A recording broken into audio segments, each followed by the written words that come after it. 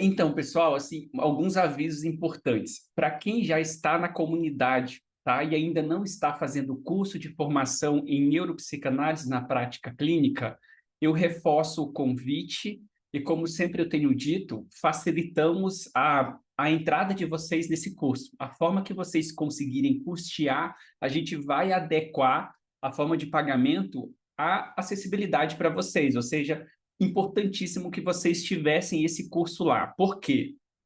Quem já está no curso e na comunidade percebe que as aulas que a gente ministra, os assuntos que a gente aborda, eles se complementam. Não são assuntos absolutamente diferentes, mas também não são assuntos iguais. Então, aqui eu abordo muitos conceitos que as pessoas que fazem o curso lá já conhecem esse conceito aprofundado, detalhado, falado de bioquímica, falado de estrutura. Então, é imprescindível que vocês, enquanto membros da comunidade, possam fazer esse curso de neuropsicanálise na prática clínica. Ele é o curso base para qualquer pessoa que quiser trabalhar com neuropsicanálise, tá? Então, reforço de novo esse convite. Tem muitos alunos que entraram no curso e foram lá e negociaram e viram possibilidades de como eu posso fazer, queria participar, e a gente facilitou essa entrada. Então, não é a dificuldade financeira que vai impedir vocês de participar desse curso, não é. Mas gostaria muito que vocês buscassem saber, negociar lá com a Milene para vocês entrarem nesse curso. Seria imprescindível. Por quê? Uh, a gente vai abrir futuramente, tá? A gente vai abrir um grupo de supervisão, ou seja, um grupo mesmo de supervisão. Esse grupo vai ter no máximo 5 a 8 pessoas, 8 no máximo, não vou passar de 8 pessoas para manter a qualidade da supervisão. E nesse grupo, para supervisionar, eu só vou supervisionar quem já estiver fazendo o curso de neuropsicanálise na prática clínica. Eu não vou conseguir fazer supervisão de alguém que esteja apenas na comunidade, porque não tem base para entrar numa supervisão baseada em neuropsicanálise, tá? Então, se você tem interesse de ter lá um encontro mensal para a gente abordar casos, trabalhar manejo terapêutico baseado em neuropsicanálise, acho fundamental que você já esteja nesse curso, tá? Um outro ponto, esse curso, então, ele tem lá um selo internacional, ou seja, esse curso ele tem um reconhecimento internacional que te dá base para atuar na prática neuropsicanalítica, fazer uso da intersecção entre neurociência afetiva e psicanálise. Então, agrega valor à profissão que você tem. Um outro ponto é que eu estou pensando, ainda estou negociando com a Milene como que a gente vai fazer para a gente montar uma espécie de clube. Se um clube VIP, eu não gosto muito desse nome clube nem VIP, mas eu quero ter alguns alunos que eu faço supervisão, que estão lá nesse grupo seleto que eu vou montar e que estão fazendo o curso de neuropsicanálise na prática clínica, vão ter essa formação e estão na comunidade. Eu quero ter esses alunos para eu indicar pacientes, no sentido de que eu recebo pacientes que querem fazer neuropsicanálise. Eu estou me distanciando um pouco da clínica, estou indo mais para outros projetos, para a sala de aula, me dedicando mais à associação, à comunidade que a gente estuda. E para isso eu vou precisar me distanciar um pouco da clínica. E eu gostaria muito de que quando alguém entre em contato com a nossa equipe querendo ser atendido por mim, que eu possa indicar esse paciente para essas pessoas, para esses alunos que estão fazendo a formação comigo e estão recebendo a minha supervisão. Gostaria muito assim de poder fazer isso. Para isso, eu preciso que esses alunos tenham lá, tá, essa base do curso e tenham a comunidade. Para fazer parte desse clube que eu vou colocar lá, eu vou pensar no nome, a gente vai fazer uma provinha, tá? O curso em si, a formação em neuropsicanálise não tem uma prova, mas para fazer parte desse grupo eu vou colocar uma provinha lá. É fundamental que eu tenha segurança que vocês entenderam o conteúdo, ok? Então, eu vou lá, etc., montar isso, assim, uns 5, 6 que eu quero ter lá, falar, eu não estou atendendo, não estou com agenda na clínica, mas eu posso indicar esse aluno que ele estudou comigo. Eu quero ter essa segurança. E cada vez mais está crescendo o número de pessoas que estão buscando terapeuta baseado no vínculo, que estão buscando a neuropsicanálise e que estão buscando, de certa forma, a terapia baseada em neurociência afetiva. Então, eu acho isso muito importante que eu tenha para quem indicar, tá bom? Então, eu vou começar a trabalhar de uma forma mais forte nisso. No nosso site lá, eu vou colocar o contato dessas pessoas. Ah, essa pessoa aqui estuda comigo, tem formação comigo, e eu indicaria para fazer terapia. Então, vai ser um valor talvez mais acessível para vocês atenderem essas pessoas. Vocês não têm ideia de quantos profissionais, psicólogos, psicanalistas e terapeutas estão buscando terapia em neuropsicanálise para complementar a sua formação, para conhecer o universo, o campo. Então, é a oportunidade de vocês praticar o conhecimento que a gente está fazendo aqui, tá bom? Então vamos lá. A escolha de eu falar de luto é porque no curso de neuropsicanálise na prática clínica, na aula passada, a gente falou sobre como o cérebro processa o relacionamento, né? E agora a gente está agora entendendo como que o cérebro processa o fim desse relacionamento, o rompimento desse relacionamento. Esse relacionamento se rompendo significa um luto. Um luto não se dá apenas quando eu estou com uma pessoa e eu rompo esse relacionamento com essa pessoa ou quando eu tenho a perda de um ente querido. Não é isso. Um luto ele também se amplia a uma perda de identidade, a uma desconstrução de identidade.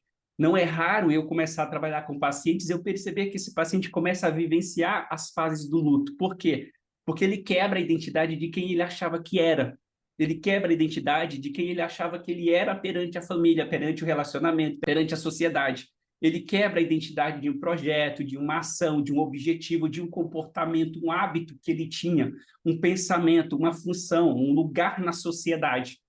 Tudo o que tem um rompimento de um ideal, de uma fantasia, de uma imaginação e me quebra direto com a realidade, isso vai causar o luto. Ou seja, o cérebro precisa processar a finalização daquilo que até então acontecia. E essa finalização, o processo de adaptação do cérebro sair dessa realidade para entrar nessa realidade sem aquele relacionamento, sem aquela pessoa, sem aquele hábito, sem aquela identidade, é o processo de luto. E é isso que a gente vai abordar do ponto de vista neuropsicanalítico. Então, como eu sempre digo, complementa bem a aula anterior, né, do curso lá de neuropsicanálise. A gente entendeu como o cérebro processa esse relacionamento e agora a gente vai entender como o cérebro finaliza, como ele elabora quando esses relacionamentos vêm se romper. E é interessante que aí, agora com as pesquisas avançando, da neurociência afetiva agregando alguma coisa, a neuropsicanálise se aprofundando na subjetividade, a gente começa a entender que não é apenas o estresse. Um estresse, basicamente, é eu estou no ambiente, dado o ambiente, as pessoas, o momento que eu estou, me causa um estresse. Então, sou eu, como se fosse responsabilidade minha, gerenciar esse estresse para lidar com o ambiente, para lidar com as pessoas, para lidar com o estímulo. E o que nós estamos dizendo aqui que não, que na verdade o luto, do ponto de vista neurobiológico, ele é um processo de aprendizado, ou seja, a difícil tarefa de você aprender alguma coisa. Um aprendizado sofrido, às vezes demorado e às vezes muito dolorido, no sentido de eu tenho alguém, eu tenho uma identidade, ou eu acho que eu tenho uma identidade, eu tenho uma fantasia, um relacionamento, um ente querido. Esse ente querido parte, infelizmente, vem a falecer, esse relacionamento se rompe, chega ao fim, essa identidade é desconstruída, ela é colocada à prova. Então, eu tenho que elaborar um processo de agora, aprender a estar sem esse outro, aprender a estar sem essa identidade, aprender a estar sem aquilo que eu achava que deveria estar. Então, esse processo de aprendizado é o que se configura do ponto de vista neurobiológico, o que significa o luto. Para mim, particularmente, isso é libertador, é muito libertador, porque se tem uma coisa que todo mamífero é capaz de fazer, e em especial os seres humanos, é aprender. A gente tem a neuroplasticidade antes mesmo do nosso primeiro respiro fora do ventre da mãe, até o nosso último respiro, a neuroplasticidade continua ali. 25 anos e meio, uma neuroplasticidade passiva, só preciso conviver. Dos 25,5 aos 26, uma neuroplasticidade ativa, ou seja, eu preciso me esforçar, eu preciso me dedicar, mas o aprendizado ainda é possível, o aprendizado ainda é dado. E é esse aprendizado contínuo do início até o fim da vida que seria a base do que podemos usar para tratar ou para elaborar um luto que um paciente está experimentando. Uma explicação boa que eu gosto de dar, assim, eu acho muito assertiva, é dizer que o luto, se a gente pegar uma definição básica do luto, ele tem algumas características. Primeiro, ele é uma experiência a nível psicológico, ou seja, vai causar pensamentos, vai alterar as crenças, vai desestabilizar o que eu acredito, vai desestabilizar o que eu penso, o conteúdo que eu fico ruminando, o conteúdo que eu fico pensando. Vou sair de um viés muito mais positivo, talvez para um viés muito mais negativo e vice-versa. Então, essa instância psicológica, ela é alterada e ela é desequilibrada dentro do processo de luto. Para mim não é o acaso, para mim tem muito sentido, porque quando nós estamos num processo de aprendizado, seja um aprendizado intelectual, o aprendizado de um hábito, ou mesmo dentro de um processo terapêutico, o que nós mais fazemos é pensar. O processo terapêutico, os insights que nós temos, o conteúdo que nós estamos absorvendo, altera os nossos pensamentos, altera a forma que a gente analisa, reflete cognitivamente sobre algumas situações que até então nós tínhamos um modelo de agir, um modelo de pensar. Então, é natural que, se nós estamos falando do luto como um período de aprendizado, que isso venha alterar as minhas crenças, que isso venha alterar os meus pensamentos, ok? Então, ela é uma experiência psicológica, ela é também uma experiência afetiva. O que que significa uma experiência afetiva, Eduardo? Significa que o que vai ser desencadeado em você não é cognitivo, não é consciente. Ou seja, ela vai alterar, de certa forma. Tudo bem, Taveira, Sérgio? Bom, então ela vai alterar em você alguns comportamentos, ela vai alterar em você algumas ações, algumas atitudes que não são pensáveis, não são feitas a partir da tomada de consciência. Então, afeto é aquilo que está em mim, está no cachorrinho que eu tenho, está no gato que você tem e assim sucessivamente. Todos os mamíferos compartilham esses afetos. Então, todos os mamíferos, nessa instância afetiva, são impactadas pelo luto, tá? Então, afetivo é isso, ou seja, ele acontece abaixo de um limiar da consciência. Crença, o psicológico, é consciente o que eu estou sentindo, o que eu estou pensando. Mas quando eu falo de afeto, uma experiência também afetiva, significa que vai causar um sofrimento, uma desestabilização, um desequilíbrio abaixo desse limiar da consciência, ok? O terceiro ponto é o fisiológico, ou seja, naturalmente o luto vai mexer com a tua fisiologia, ele vai mexer com a tua biologia, ele vai mexer com as tuas microcélulas, vai mexer com a tua pele, vai mexer com a tua tensão muscular, vai mexer com a tua disposição, com a fadiga e assim sucessivamente. Então, estou dizendo que nós vamos ter três instâncias que são acometidas, alcançadas pelo processo de luto. Aprender requer que eu trabalhe a instância da crença psicológica, que eu trabalhe a experiência inconsciente, afetiva, e que eu trabalhe a experiência fisiológica do corpo. É esse processo de aprendizado que faz com que o paciente tenha condições de elaborar o luto. O que nós mais vamos ver na tentativa de elaborar um luto são pessoas trabalhando a instância muito mais psicológica, a instância muito mais cognitiva, ignorando essa instância afetiva, essa instância inconsciente, e muito menos condicionando essa instância fisiológica do corpo. Então, para eu trabalhar um luto com o paciente, eu preciso ter abordagens técnicas que eu vá atingir essas três instâncias dele: afetiva, psicológica e fisiológica. Se eu considerar apenas uma, existe sempre a possibilidade do luto retornar, porque o afeto inconsciente está lá, então ele vai sempre desencadear pensamentos, da mesma forma que o corpo vai desencadear afeto. Por isso são as três estruturas que eu preciso trabalhar, tá? Então, o luto é um processo psicológico, afetivo e fisiológico de adaptação à perda de algo significativo. Se atentem a isso. Adaptação à perda de algo significativo. Esse algo significativo é o presente da psicanálise para nós. Porque esse algo significativo para o Eduardo é diferente do algo significativo para a Ana, para o Pedro, para o João. Algo significativo é na instância do indivíduo. Um pet, um cachorrinho que a pessoa tem, é significativo na vida dela, no percurso dela. Um carro que o indivíduo tem, uma promoção, um cargo, uma função social, um lugar social que essa pessoa tem, é, de certa forma, algo significativo para ela. Quando as pessoas sofrem o que a gente chama hoje na contemporaneidade de um processo de cancelamento nas redes sociais, basicamente essas pessoas estão experimentando um processo de luto.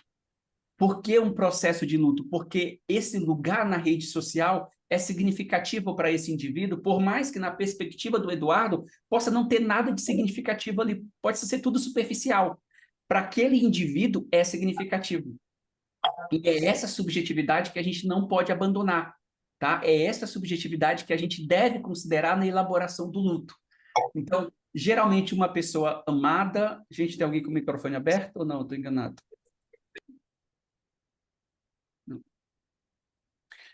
Geralmente uma pessoa amada, mas também pode envolver perdas como um emprego, um relacionamento, saúde ou até mesmo a identidade.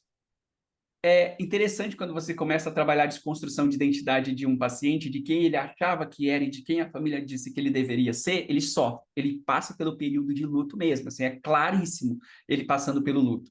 Então, trata-se de uma resposta natural e universal, tá? Ao rompimento de um vínculo afetivo. Então, o vínculo afetivo, de novo, não é, eu tenho afeto pela minha mãe, pela minha esposa, etc. Vínculo afetivo é um vínculo, uma conexão com algo importante para mim, que quando eu me distancio, aquilo me afeta, aquilo me desencadeia alguma coisa, tá bom? Então, só queria deixar claro para vocês essa instância psicológica, essa instância fisiológica e essa instância afetiva. Eu sempre recomendo que a gente trabalhe da instância afetiva para a instância fisiológica e depois chegue no psicológico. Eu vou contra a ideia de trabalhar o psicológico para depois tirar o afetivo ou o fisiológico.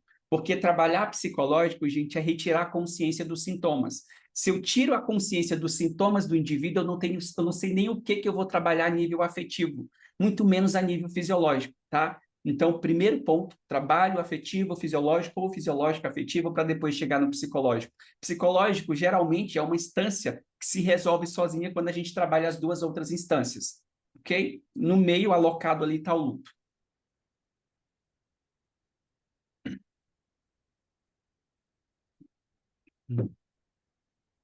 Ah, o luto, pessoal, assim, o luto e a depressão são uma das poucas condições de sofrimento mentais que tem sintomas físicos e também espirituais, que tem sintomas físicos, afetivos, fisiológicos e também espirituais. Poucas são as condições que levam o indivíduo a apresentar um sintoma espiritual, mas o luto, assim como a depressão, especificamente provoca esse sintoma espiritual. O indivíduo tem desinteresse por frequentar o que antes dava sentido para ele. O indivíduo se revolta, tem contradições, frustrações com a religiosidade, com Deus, com a ideia de alguém que cuida, que era cuidador daquela pessoa que ele amava, que era responsável por nutrir esse vínculo afetivo. Então, poucas as condições, entre elas que eu conheço e eu cito, é a depressão e o luto.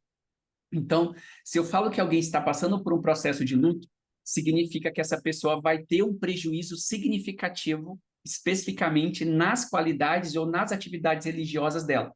Porque isso, significativamente, leva a pessoa a duvidar, leva a pessoa a ter raiva, a se decepcionar, a querer se distanciar, mesmo daquilo que dava sentido para ela. Então, ter essa sensibilidade quando nós abordamos o luto dentro de uma instituição religiosa, dentro de um lado mais espiritual, é considerar que sim, acontece numa instância material física, real, mas vai ter também um sintoma, um prejuízo, um déficit lá na vida espiritual dessa pessoa, tá?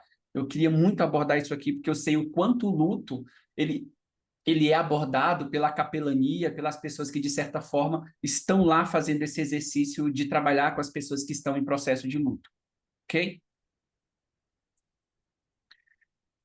E aí eu vou falar aqui sobre o luto, tá?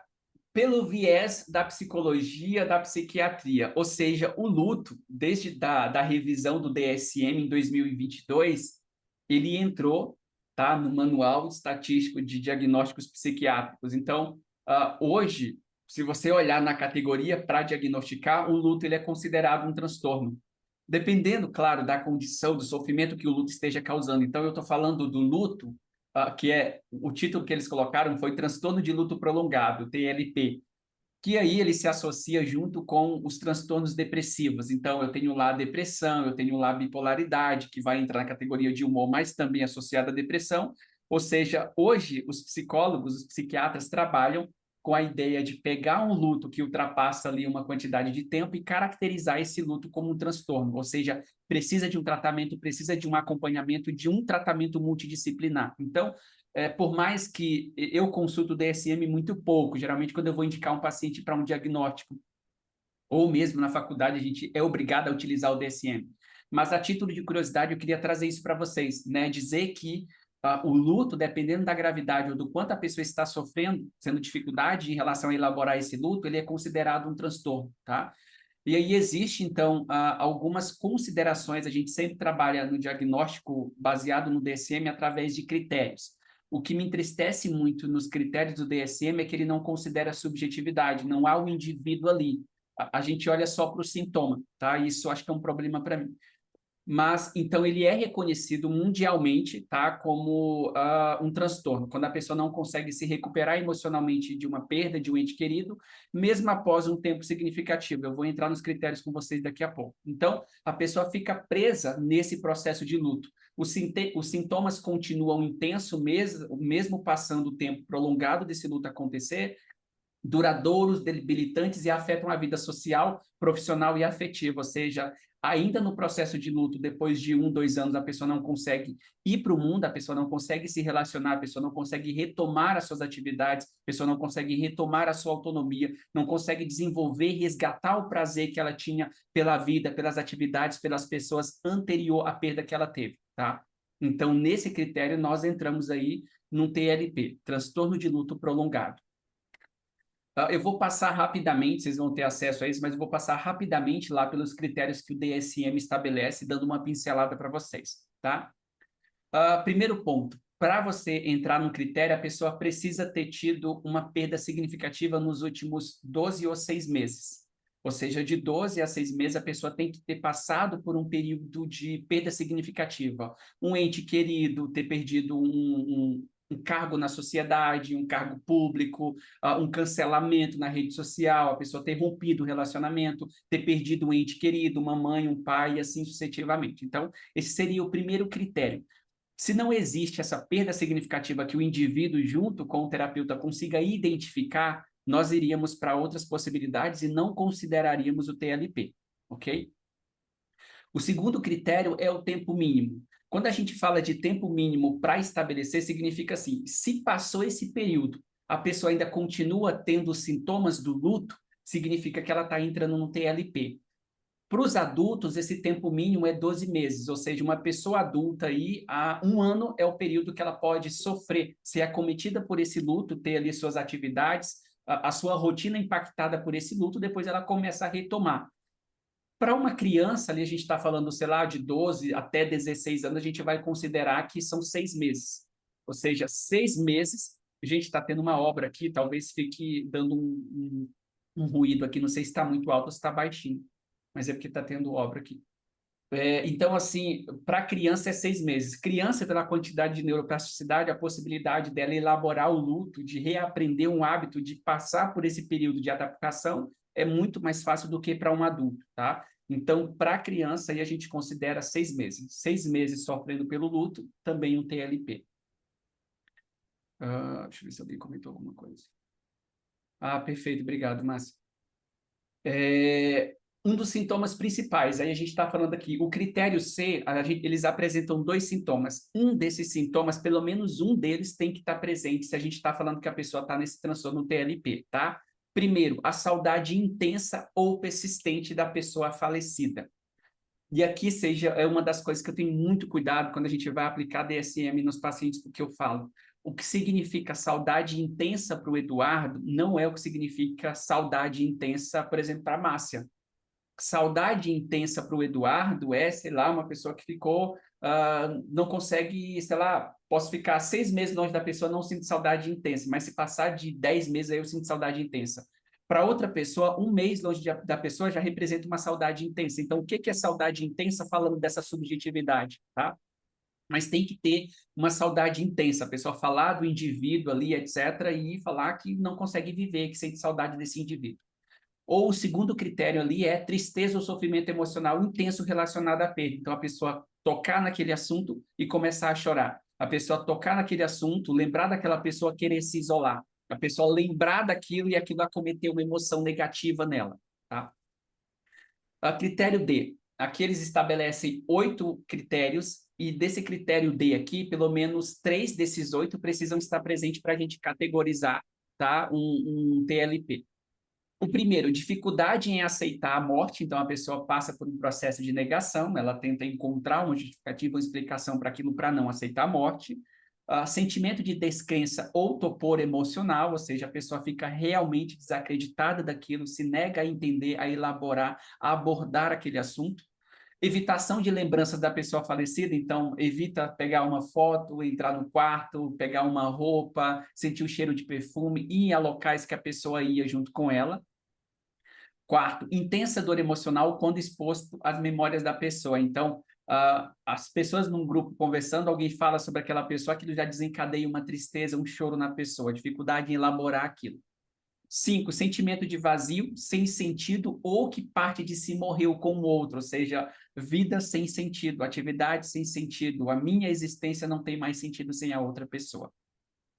6, dificuldade em se engajar novamente com a vida, né? Relações de interesse, em conviver com outras pessoas, em viajar, em se interagir, em congradular com outras pessoas em outros grupos sociais. Então, a sociedade é esquecida para esse indivíduo. 7, sentimento de que a vida não tem propósito. Então, juntamente com o outro ali, o 5 é a perda de sentido, né? Não tem por que existir, não tem o que fazer, não tem nada que me desperte interesse na vida, não sei qual é o propósito de eu ainda estar aqui se o outro não está comigo. O 8º, isolamento social persistente. Então, de certa forma, a ideia de não estar mais, não querer mais conviver com as outras pessoas, ficar isolado no quarto, ficar isolado em casa, ficar isolado em qualquer ambiente, sem querer ir interagir com as outras pessoas e achar que é o espaço sozinho que a pessoa vai conseguir elaborar o próprio luto, que ela vai conseguir superar a perda. Então, se vocês perceberem, do 1 ao 8, todos são critérios que se complementam. Então, se a pessoa apresentou desses 8, 3 critérios, significa que ela também já está apontada ali para o TLP. O E é o prejuízo funcional. Então, a perda da pessoa impacta que eu não consiga mais exercer a minha profissão, que eu não consiga mais estar na sociedade, que eu não consiga mais arrumar, organizar a casa, manter as crianças estudando, manter o meu trabalho em atividade, seguir a vida social. O F não é explicado por outros transtornos. É clássico do DSM. Todas as vezes que você vai olhar para um transtorno, você precisa considerar se esses critérios que você elaborou e a pessoa, de certa forma, atendeu a critérios, se eles não se encaixam em outros transtornos. Por exemplo, uma depressão maior, uma ansiedade, uma bipolaridade. Se você descartou esses outros critérios, então a gente está falando realmente de um TLP, tá? Então, isso aqui é um dos critérios que o DSM estabelece. Se vocês trabalham com a questão do luto, acharia interessante que vocês pudessem consultar, se aprofundar mais um pouco nisso, ok? Deixa eu encerrar aqui para mim poder focar aqui com vocês.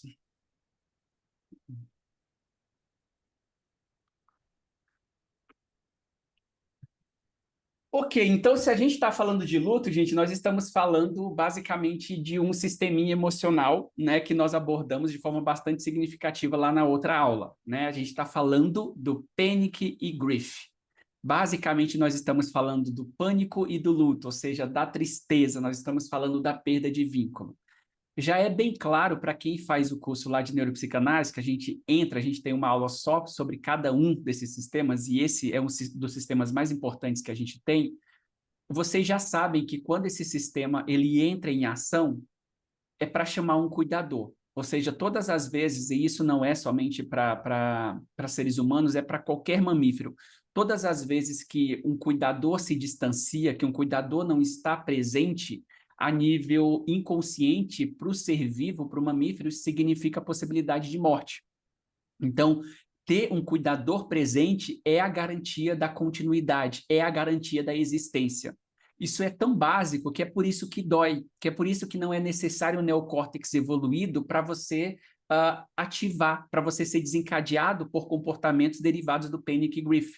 Se vocês perceberem os bebês, eu sempre coloco ali, o bebê chora porque dói. Eu sei que para algumas pessoas é bonitinho ver o bebê chorando, mas ele chora porque dói. Para alguns de nós, às vezes um susto ou qualquer coisinha no bebê desencadeia o choro, os pais acham lindo. Mas para o bebê, quando ele chora, é o panic grief sendo ativado. Basicamente, ele está pedindo proteção, ele está pedindo acolhimento, tá? O que é para nós um sustinho bobo, para uma criança, repetidas vezes significa um trauma. É interessante, porque quando a gente fala de trauma, a gente não fala somente da intensidade de um acontecimento, a gente fala também da frequência desse acontecimento. A diminuição constante, a invalidação constante é também um trauma que se configura pelo tempo. É um trauma de relacionamento, é um trauma de desenvolvimento. Então, não é só a intensidade, a gente tem que sair dessa linha de que é uma experiência intensa, um abuso, um acidente que causa um trauma. Não, uma palavra repetida diversas vezes é mais do que um mindset, é mais do que mudar a mente de uma pessoa. É basicamente traumatizar uma pessoa, tá? Então, trauma, ele é também constância, ele não é só intensidade, ok? Então, um susto todos os dias no bebê é, de certa forma, um trauma de desenvolvimento de relacionamento.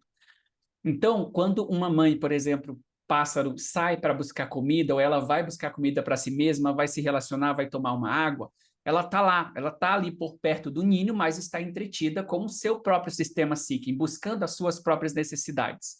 Quando essa mãe pássaro está lá, esses filhotes sentem fome, ou esses filhotes sentem medo, ou eles sentem frio, basicamente o sistema Panic-Grief se ativa neles. Se eu estou falando que esse sistema Panic-Grief se ativa nesses pássaros, eu estou falando de um ser vivo que não tem um neocórtex evoluído tanto quanto o ser humano, mas que é capaz, a nível afetivo, inconsciente, de sentir uma experiência e dessa experiência atingir um determinado afeto que desencadeia o grito, que desencadeia um grunhido, um som que ele emite para chamar essa mãe. Quando ele faz a emissão desse chamado, Panic-Grief chamando a mãe, gente, vamos relembrar na aula de relacionamentos que a mãe está conectada com esses pássaros não pelo cérebro racional, não pelo cérebro esquerdo, mas pelo cérebro direito. Então, quando o Panic-Grief é ativado no cérebro do filhote, a nível afetivo, é desencadeado um desconforto na mãe. Quando a gente fala de uma intuição, eu estou com uma angústia, quantas mães não sentem a experiência ruim que uma filha está tendo? Quantas filhas não sentem uma experiência ruim que, sei lá, a mãe está tendo? Então, existe uma conexão direta e emocional. Então, quando uns pássaros choram, não é só o fato da mãe ouvir esses filhotes chamando por ela. Se essa mãe não tivesse audição, se a gente for lá e fizer uma lesão nesse nervo, nessa capacidade auditiva desse pássaro, ele ainda vai intuir e vai sentir quando os filhotes precisam dele. Então, esse filhote Panic-Grief, descarga de capa opioide, traz uma dor, um sofrimento, ele grita, ele emite sinais para que essa mãe se aproxime.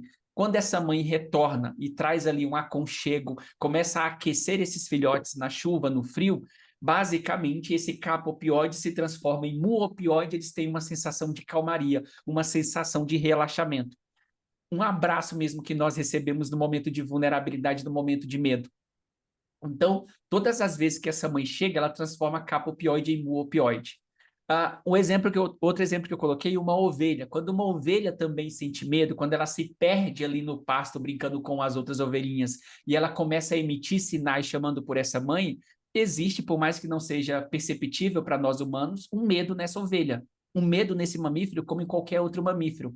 Então, esse capa opioide descarrega nele, e vocês vão se lembrar da aula que o Panic-Grief ele tem dois estágios. O primeiro estágio é de sair correndo, desesperado, gritando, procurando essa mãe. Quando isso não acontece, o segundo estágio é se isolar, é ficar no cantinho na espera de que essa mãe chegue.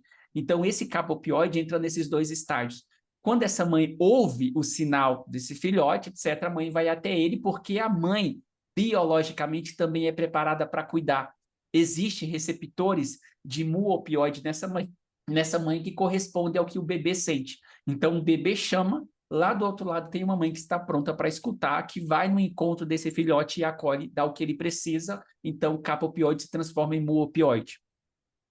Já o bebê, especificamente, quando ele chora, conectado intrinsecamente com esse cérebro emocional direito da mãe, quando ele chora, a mãe sente. Por que vocês acham que uma mãe, né, assim, que teve um bebê recentemente, num quarto do lado, quando o bebê chora, quando o bebê desperta, a mãe sente, a mãe sabe que o bebê despertou. Por que a mãe vem até ele? Né? Esse instinto que nós chamamos, nós atribuímos conexão emocional. Então, é por isso que a mãe está conectada com esse bebê, é por isso que ela sabe quando o bebê acorda, é por isso que ela sente. Não é cognitivamente, não é racionalmente, isso é afetivamente.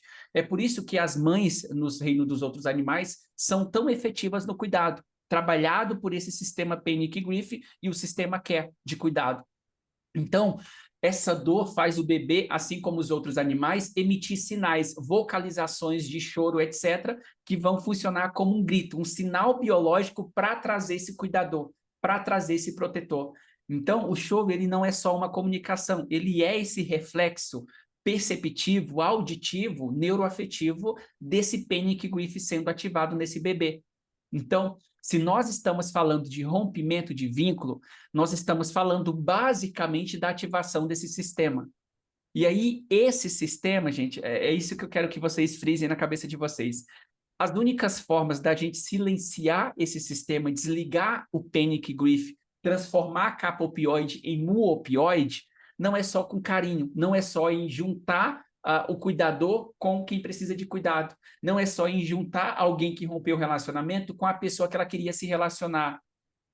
Substâncias como a pornografia, basicamente o sexo, substâncias como a comida, muito cheia de açúcar e gordura, substâncias como a compra compulsiva, substâncias como cocaína, maconha, drogas, o álcool, tudo isso são substâncias que vão aliviar, que vão transformar o capopioide em muopioide. Todas essas substâncias fazem essa transformação. Se todas essas substâncias fazem essa transformação, não é o acaso que um adulto entre numa compulsão, porque compulsão, comida, compra, dinheiro, academia, drogas, álcool, é algo muito mais fácil de você alcançar do que restabelecer um vínculo. Então, em vez de nós ficarmos presos no luto, lá esperando que o cuidador retorne, que o vínculo seja restabelecido, nós amenizamos essa dor com substâncias, com prazeres do mundo que vão aliviar a dor, o sofrimento desse grief, tá? Desse luto que a pessoa está experimentando. Ok? Mas a forma saudável de você restabelecer isso é restaurar o relacionamento. Se esse relacionamento não é possível por causa de uma perda, de uma decisão de não continuar a relação, esse vínculo pode ser direcionado para um outro cuidador, para um outro objeto, para uma outra pessoa. E é isso que transforma o capopioide em muopioide, ok? Então, só para concluir, todas as vezes que nós falamos de luto, nós estamos falando da ativação do panic e grief, basicamente descarga de capopioide. E aí, quando eu falo de descarga de capopioide, eu não estou falando de uma substância presa no cérebro, estou falando de uma substância que cai na corrente sanguínea e que vai para cada microcélula do seu corpo. Então, seu braço sente o fim do relacionamento, a sua perna sente a perda de um ente querido, tá? Tudo isso são experiências que são descarregadas a nível fisiológico.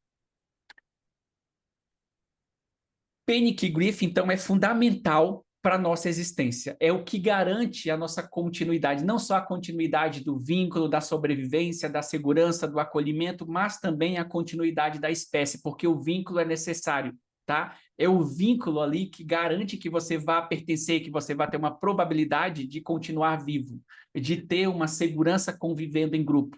É o panic grief que vai garantir que você se vincule a alguém, crie uma família com esse alguém e passe os seus genes adiante. É basicamente o panic grief que faz isso. Por isso que dói, porque é necessário que a gente conviva em grupo. Por isso que dói, porque é necessário que a gente tenha pessoas para se relacionar. Eu falo que a nossa identidade, ela não é formada sozinha. Eu me defino, eu me conheço a partir do meu relacionamento com o outro.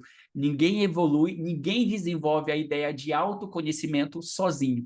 Autoconhecimento só é possível convivendo com outras pessoas. Você pode ler os melhores livros de autoajuda, de autoconhecimento. Mas se você não tem a base de relacionamento com o outro, isso não é autoconhecimento. Isso é apenas conhecimento, tá? Eu só me conheço quando eu tenho o outro como reflexo, como espelho dos meus comportamentos.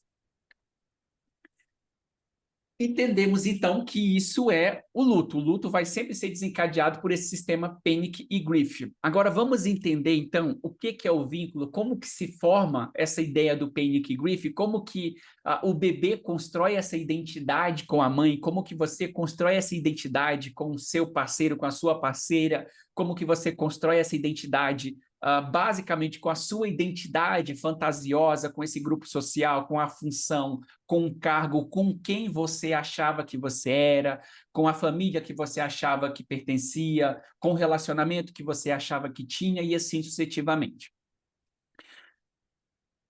Isso não é novo que eu vou dizer para vocês, mas já é sabido por vocês, tanto que eu bato nessa tecla da ideia do cérebro preditivo, que o cérebro humano ele não foi feito, ele não é especialista em reagir, ele não é especialista em reagir a uma surpresa, ele não é feito para surpresas, tá? O cérebro ele é feito, ele é preparado, desenvolvido para prever.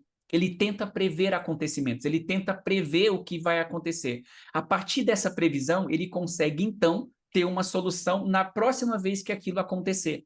Ou seja, se o cérebro tivesse que toda vez entrar numa situação, analisar a situação para então tomar uma decisão, isso ia requerer muita energia, ia requerer muito tempo e muito esforço. Então, o cérebro tem uma primeira experiência, ele armazena aquela experiência para uma próxima vez ele não precisar consultar a consciência para reagir. Aquilo está registrado, a pessoa apenas reage, tá? Então, segundo a teoria que nós já estudamos lá do Carl Friston, do cérebro preditivo, a ideia de trabalhar a diminuição da energia livre, o nosso sistema nervoso constantemente, ainda dentro do útero da mãe, trabalha incessantemente para minimizar as possíveis surpresas. Cada vez que eu consigo minimizar, diminuir as surpresas na vida, nos acontecimentos, eu estou mantendo o equilíbrio, eu estou mantendo a minha homeostase, aquele ponteiro da homeostase está ok. Mas todas as vezes que acontece uma surpresa, esse ponteiro da homeostase ele se desregula, tá? É por isso que o cérebro já tenta prever os acontecimentos para aquilo não desencadear uma desestabilização homeostática. Então, para isso, o cérebro sempre cria modelos, ele cria hipóteses internas do mundo. Ou seja, eu acho que eu conheço tal pessoa, eu acho que eu conheço tal lugar, eu acho que se eu abrir a geladeira vai ter comida na geladeira, se eu for lá no fogão vai ter comida no fogão. Então, isso são hipóteses que o cérebro faz, tá? Essas hipóteses, ela é importante não só nesse sentido de sobrevivência, mas fundamentalmente no vínculo. Porque o bebê, ainda assim, sem processos cognitivos elaborados, precisa saber quem é o cuidador. Ele precisa saber se ele cair, para quem ele precisa correr. Ele precisa saber que se ele tiver com medo, quem ele precisa chamar, para quem ele precisa se direcionar. E isso não pode depender de consciência, isso não pode depender de processos cognitivos elaborados. Eu preciso me vincular a um cuidador. Eu preciso saber quem é a pessoa que vai me proteger.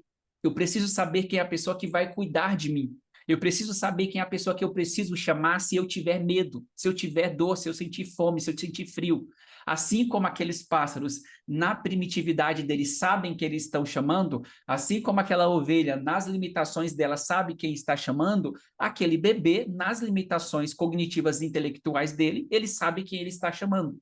Para ele é consciente, tanto que se um bebê chama uma pessoa na cabeça dele, na limitação dele, e vem uma outra pessoa, o John Bowlby vai comprovar para nós que não é aquela pessoa que vai regular aquele bebê. Precisa ser a pessoa que o bebê esperava. Precisa ser o modelo interno de segurança de cuidador que ele internalizou.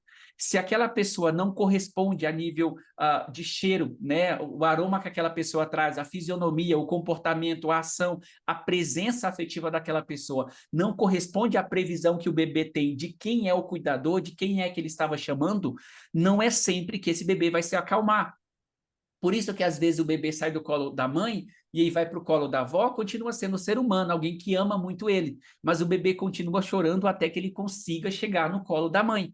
Porque é a mãe que tem esse amparo, é a mãe que é o modelo de cuidador de vínculo dele. Então, como que o bebê, eu estou usando aqui o bebê, mas todos os mamíferos registram esse modelo, porque a gente não pode ter surpresas de cuidador. Vem estímulos externos, vem acontecimentos externos, vem ações externas, vem afetos externos, vem desencadeamento de situações, acontecimentos, e aí esse cuidador, esse vínculo, essa pessoa começa a ter determinados comportamentos de acolhimento, começa a ter determinados comportamentos de amparar, de acolher, de validar e etc. Então, e aí vocês podem pegar isso e levar para um relacionamento, né? Levar lá, sei lá, um parceiro, uma parceira, uma mãe, um pai, etc. Alguém importante, um querido na vida de vocês. Ou vocês podem levar isso para uma identidade. Ah, um momento difícil, mas eu lembro que eu tenho aquele cargo, eu lembro que eu tenho aquela casa, eu lembro que eu tenho aquela importância, eu lembro que eu tenho aquela quantidade de seguidores. Então, tudo isso fundamenta a tua identidade. Aonde você se regula, aonde você recorre quando você fica triste, quando você fica decepcionado. Então, dividir com aquele parceiro, dividir com aquela mãe, dividir com aquele cuidador o medo, o desgaste, a frustração, a insegurança que você experimenta. À medida que esse cuidador vai validando o que você experimenta, vai acolhendo, vai ajudando você a se regular afetivamente e emocionalmente, ele começa a ser internalizado como modelo de vínculo. Então, essa pessoa, essa mãe é o meu cuidador. Essa mãe é o meu protetor, porque quando eu chamo, é a mãe que vem. Quando eu tenho medo, é a mãe que vem. Quando eu sinto fome, é a mãe que vem. E aí é por isso que eu bato tanto nessa tecla que mãe, dentro aqui do nosso modelo, é uma função. O pai pode fazer essa função.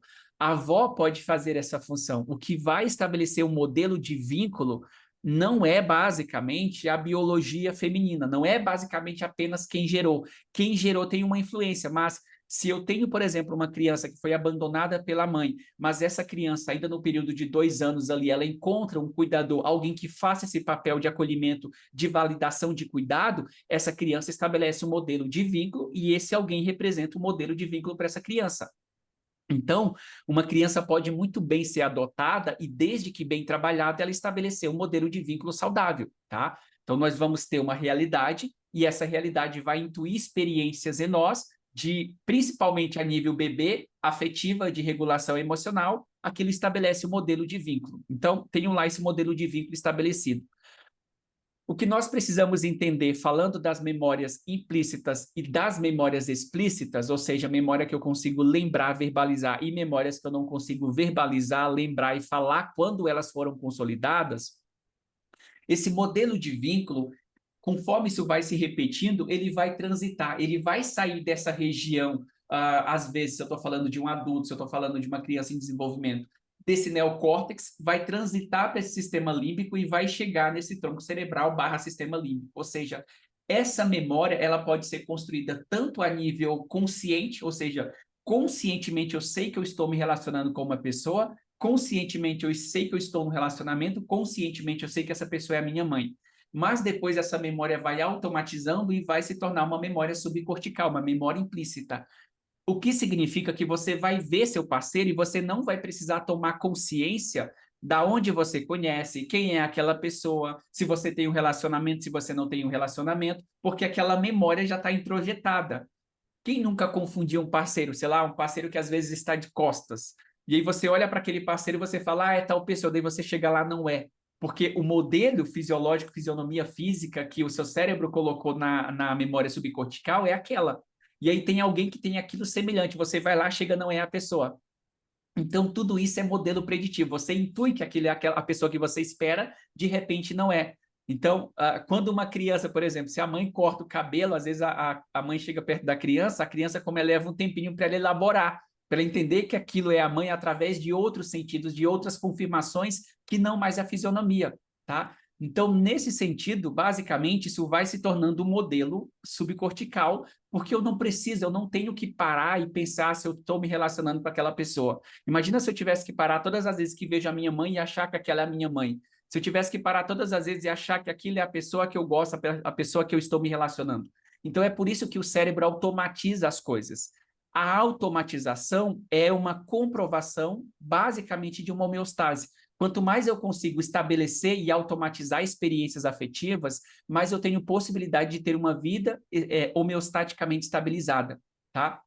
Então, o que eu estou dizendo em pegar o modelo de vínculo e trazer para a memória subcortical é que todas as vezes que você vê aquela pessoa que você achar que estou perto daquela pessoa, isso não requer consciência, tá? Para eu saber que aquele é meu parceiro, eu não preciso levar aquilo à consciência. Isso é um modelo já estabelecido pelo cérebro. Ele faz uma previsão, ele constrói um modelo preditivo, esse modelo preditivo está lá. Ele sempre vem à tona, mas basicamente sem precisar consultar a consciência. Consciência, gente, como eu sempre falo, ela é extremamente limitada. Se nós precisássemos usar a consciência o tempo todo, você não tem ideia do tempo que nós tomaríamos para fazer pequenas atividades, tá bom? Então, modelo preditivo é para isso, para a gente ter ações rápidas para reagir, para agir, ok? Então, isso explica por que quando essa figura ou esse modelo de vínculo, esse modelo de cuidador, ele é perdido, essa pessoa se rompe, o luto ele não vai ser apenas uma tristeza, ou seja, eu não vou ficar apenas triste porque eu perdi aquilo, tá? Isso é também uma desconfirmação de previsão. Isso é uma desconfirmação no sentido de que eu esperava ter o outro ali e o outro não está mais ali. Eu esperava acordar e o outro está do meu lado, mas o outro não está mais do meu lado.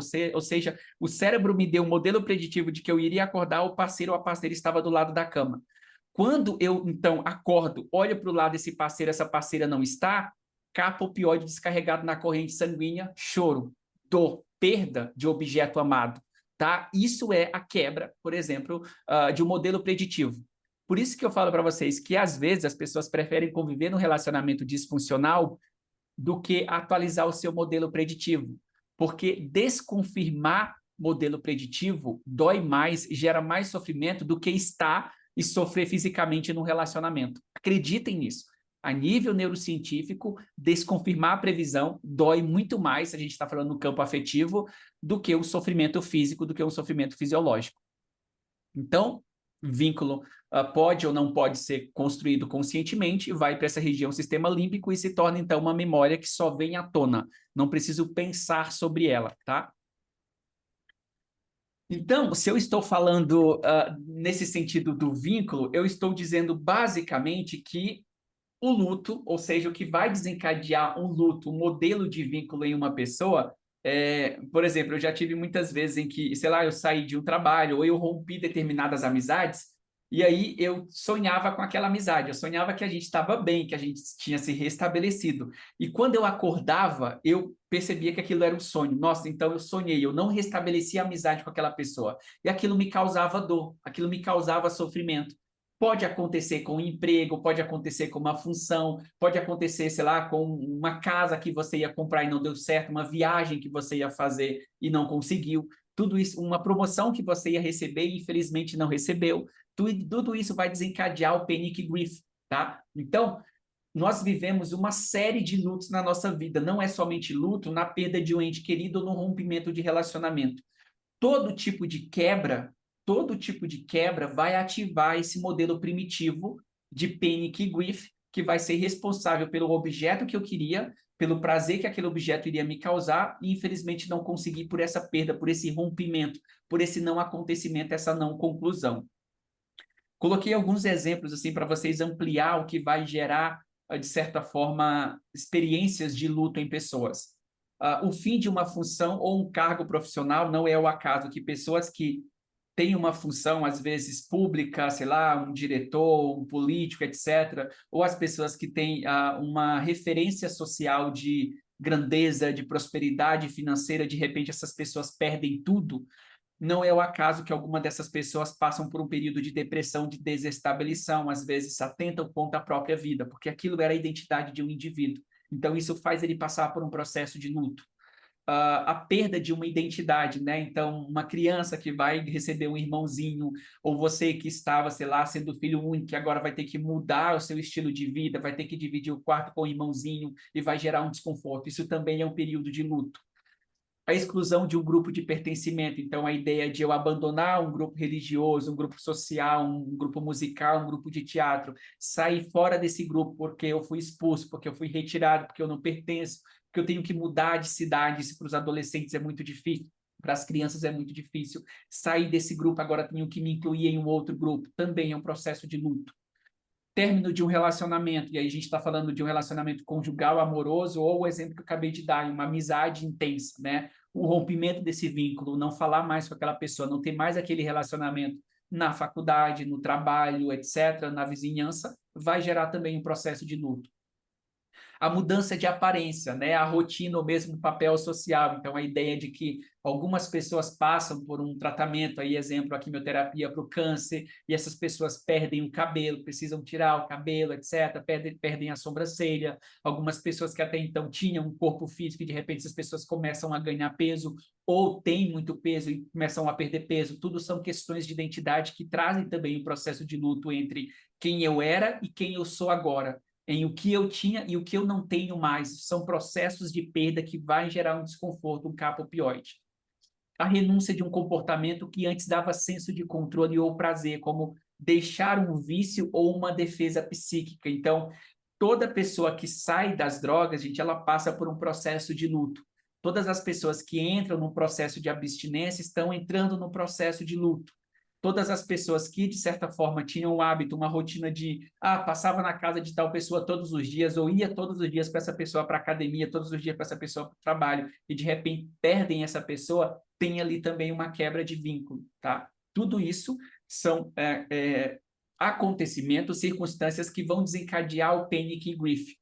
Por quê? Porque, de certa forma, eu estou me rompendo entre quem eu achava que era e quem realmente eu sou, entre o que eu fazia, a sociedade me conhecia e como a sociedade me conhece agora. Então, existe um período de transição entre aquilo que eu era para aquilo que eu sou agora, aquilo que eu tinha para o que eu tenho agora. Então, essa transição, esse novo aprendizado que eu falei anteriormente, o período de adaptação, é o que vai gerar o luto na pessoa, tá? Ok, então eu disse aí que o que, que é um vínculo, eu disse como que se forma um vínculo, trouxe alguns exemplos para vocês, e agora a gente vai entrar especificamente em como, né, nós trabalhamos o luto. Já que nós temos o paciente ali que chega para nós porque perdeu um ente querido, etc., está no momento de dificuldade, etc., e a gente precisa ajudar esse paciente a elaborar esse luto. Então, peguem todo o conhecimento que eu trouxe até agora, dado que o luto não vai ser somente a perda de um ente querido ou mesmo o rompimento de um relacionamento, e vamos perceber como que a neuropsicanálise trabalharia ou recomendaria, tá, a partir de dados científicos, que esse luto fosse elaborado, conduzido com esse paciente.